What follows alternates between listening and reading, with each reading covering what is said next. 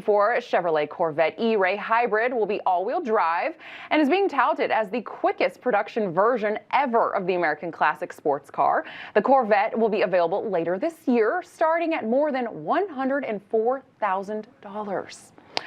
All right, let's keep our focus on the road as we are learning more about Tesla's drop in demand and price. So joining us right now is someone greatly affected by this, car dealership owner Tom Maioli. Welcome to Wake Up America. Thank you so much for joining us. Thanks for having me on. How are you?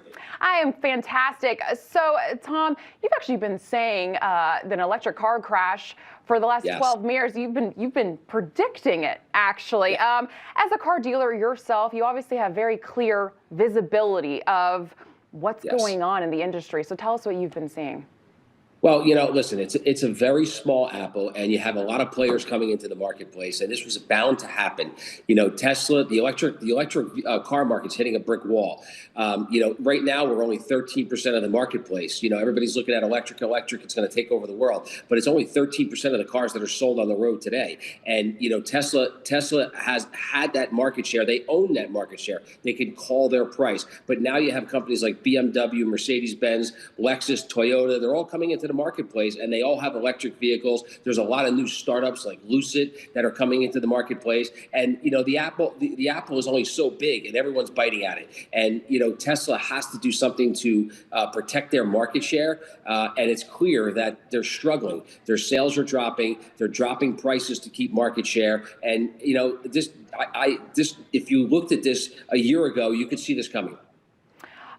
Let's take a look at some of the tweets that actually show some of these Tesla price drops specifically. Okay, so the Model 3, a 3,000 price drop, that's 6.4% drop. The Model Y, a $13,000 price drop, or that's a 20% decrease.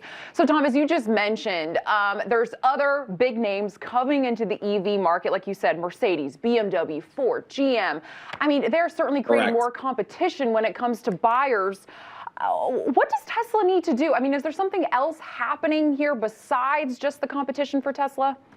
Well, listen, you got two things going on. You have more people coming into the marketplace. You have a lot of headwinds in the market. The infrastructure is not there. It's not built out.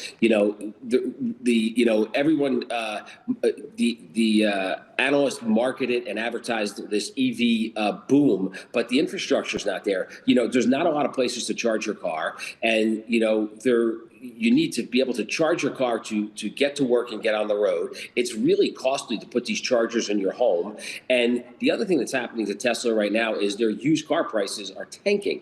They're down 33% because no one can figure out the residual value of a Tesla. When you have an automobile that has 50,000 miles on it, you have a life cycle in that automobile and what it's approximately it's going to be. With a Tesla, everyone's afraid to buy it because they have no idea what the life cycle of that battery is and how much is left on it. So the used car prices are tanking. They can't lease their cars, which is 60% of the marketplace in the U.S. because there's no residual value.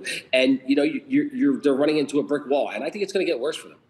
It's funny that you talk about, how expensive the infrastructure is. I was actually reading an article saying just install a charging station at your house. I mean, that must be cheap. I really want to ask about, your business. How is this affecting dealerships? Are car dealers really the ones who are going to be suffering?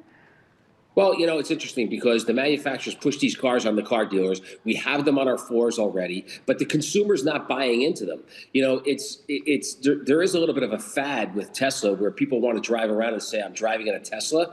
But, when it comes to BMW, Lexus, Mercedes, and all these other brands, the consumers are not buying into it. And, that's the other issue. The governmental incentives are not there. They claim to be there, but they're not there. And I don't think the consumers are ready to adapt to a full EV environment. So most consumers that come out of the showroom floors still want gasoline cars. They love the power. They love the sound. I mean, the reality of it is obviously we're talking about mainstream America here, but could you imagine a Ferrari that's electric? I mean, it's all about the sound. Absolutely. Before we let you go, we have a couple seconds left, but I do want to ask you just about the other big players that are coming into the market. Obviously, Tesla was kind of the first EV company. When it comes to the Mercedes, BMWs coming out, what do you think about those vehicles? Have they perfected the EV? Listen, I don't think anyone's perfected the EV. Tesla has a lot of problems. They have a lot of problems with their autonomous driving. If you look at the records and the national safety records, it's dangerous. And no one has really perfected the EV. No one understands what the life cycle of that battery is. No one understands what cold and heat do to it. Months ago when we had the hurricanes in Florida, cars were blowing up. Now they got the floods and the tornadoes in California, and people can't get out of their houses. We have a long way to go. We're 10 years out for this infrastructure, and there's more technology coming behind that's going to sneak in behind the electric vehicle. Absolutely. Tom Aioli, thank you so much for coming on this morning. We really you. appreciate your insight. Good to see you. Good to see you. All right, coming up, New York City Mayor Eric